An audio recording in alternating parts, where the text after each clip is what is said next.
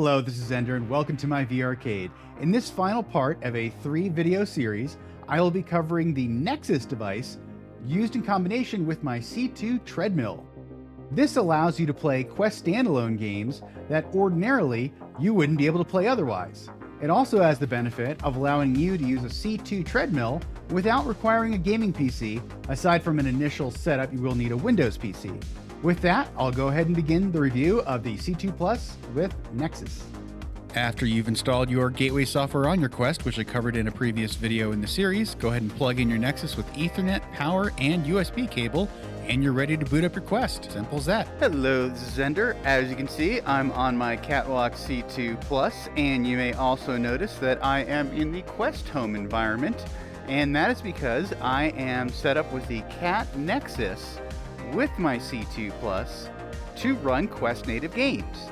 So as in the previous video where I had the LocOS and the Nexus standalone games, I'm only using my PC to stream my video recording to. So in this video, you're getting an idea of what it's like to play Quest standalone games using only the C2 Plus. And if you don't have a gaming PC, then this is a great alternative way to get into VR gaming without having to spend on the cost of a PC. Things to be aware of. When you reach back like this, what I'm doing is there's a reset calibration button, so the menus know which way I'm facing forward, just like with your Quest controller menu recalibration button, which you just did there. Make sure you're strapped in correctly. I have my Cat gateway software all installed on my Quest headset. So again, you can only play the supported games. These are the games that I own that are supported, and you can also see down here that is indeed showing my KatWalk C2 Plus is connected. You can see here in Sensor Manager they're all showing connected, so I should be good to go. Walking speed, I'm going to leave it 1.5. That's about the most I ever... Oh, it's 1.5 here, okay. Walking accuracy versus fluency, I never understand that well. I'm going to leave. Let's start Tales of Onogoro. And we're going to calibrate right after we enter the game. Alright, game loaded. I'm going to recalibrate with the little button here. Alright, can I move? Okay, I can. I can walk around. Sorry! I don't know what to do for you.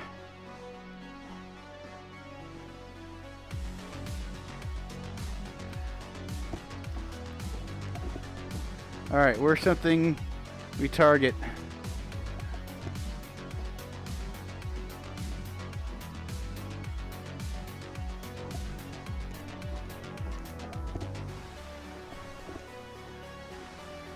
Kind of reminds me of how I fought the boss in Grimlord.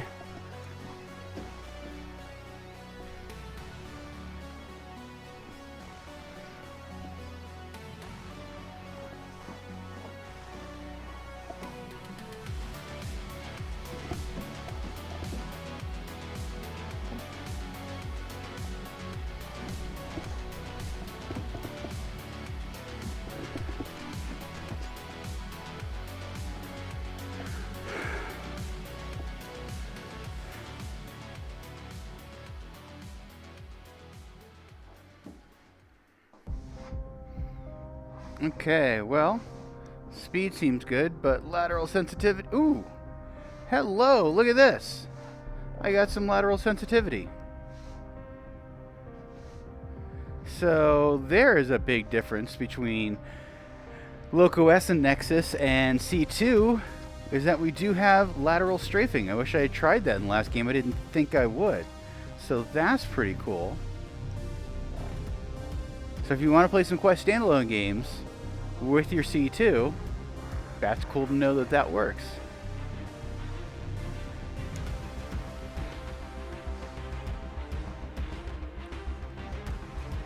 I do wish I could adjust lateral sensitivity still.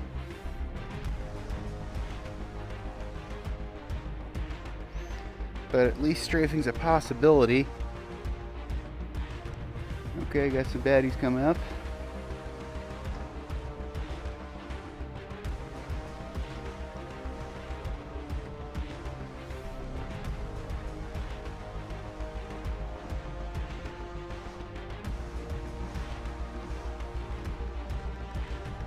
Oh boy.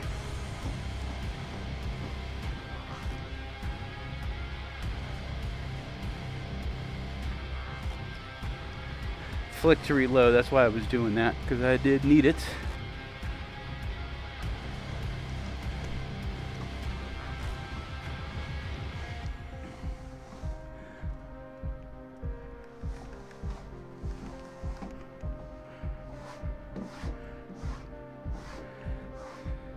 Yeah, strafing feels about the same.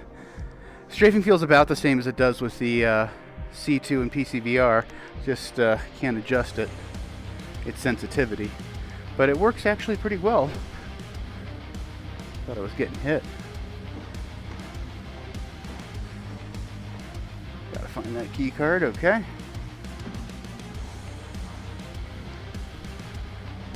Oh, I was getting hit.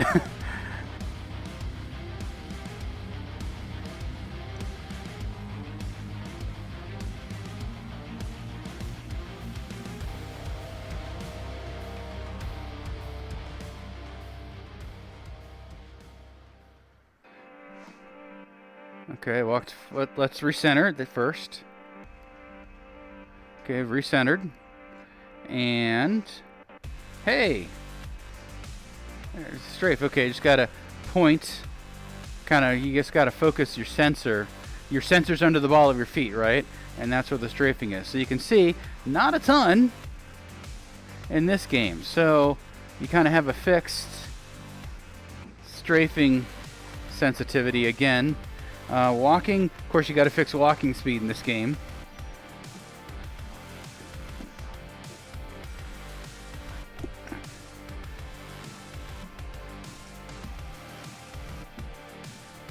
Still dash.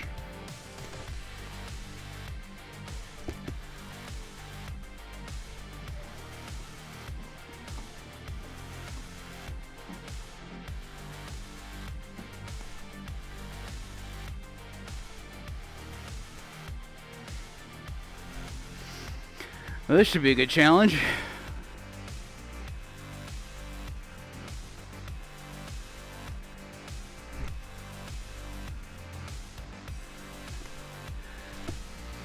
Striking before those combos became available was not a good move.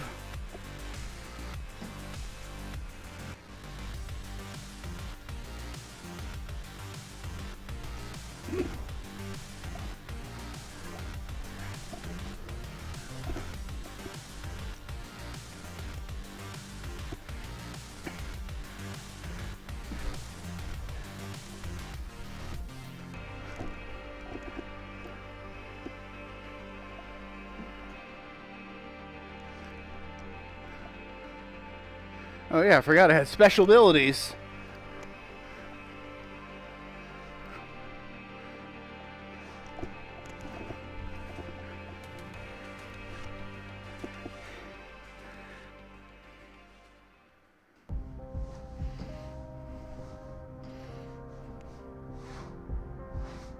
Strafing seems to work a little better than in Until You Fall, which is good because you don't really need strafing in Until You Fall. Kind of a lag. It engages a little bit and then maybe like a half step more. Kind of odd. But I can walk around pretty smoothly. Oh crap. Well, let's see how I do with action.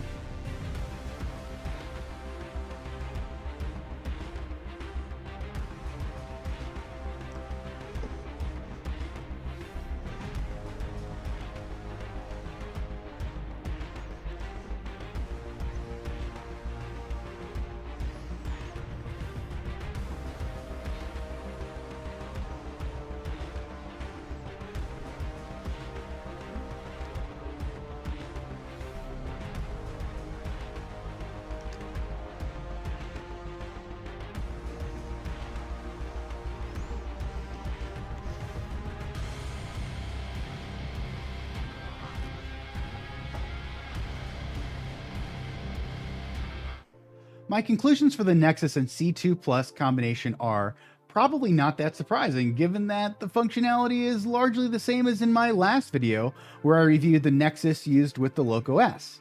I would say the differences fall into two main categories. The main con is limited game selection, just like before, you can only use it with supported games. So I really hope this range of games available improves soon.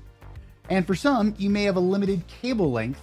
And as I showed in the setup, you need to be able to physically connect with a USB cable your KatWalk C2 Treadmill to your Nexus device, and then the Nexus also to your Wi-Fi router.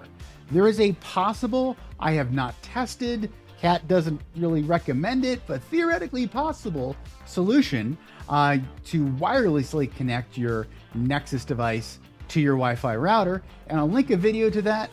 Note that I haven't tried it. I don't know if it'll work or even if it might brick your device. So try that as a last resort at your own risk. The big positive is, of course, the thing I've shown earlier, is that unlike using the Loco S with the Nexus alone, you do have standalone supported strafing. So you can laterally move left or right. It's not the same as with the Loco S because this is a different device with the C2 Treadmill, of course. It's the lateral movement you're used to, where you slide your foot left to right, assuming you're a C2 owner, and you know you've got to get that sensitivity dialed in right with your C2. Well, here, you don't have any adjustment for that sensitivity, at least currently, as of this review, but it seemed to work okay in all the games that I tested. The other big benefit of using the Nexus, aside from, of course, playing games you wouldn't be able to otherwise with your C2 Treadmill, is that you get a lot more resistance, and I feel you get a much greater workout with the C2 because it does require quite a bit of strength to walk on this device, which I've noted in most of my videos on my channel using it. So in short, it's easy to set up, and as long as there are supported games that you think you'll get a lot of use out of, you'll play regularly, I think it's a relatively inexpensive upgrade to your C2 worth buying. If you appreciated my review, I would really appreciate it if you would give this video a like or subscribe to see more content. It will help you know when my next video comes out, and it really does help my channel grow. If you're interested in buying one of the KatWalk products, please use the affiliate link in the description. It doesn't cost you anything.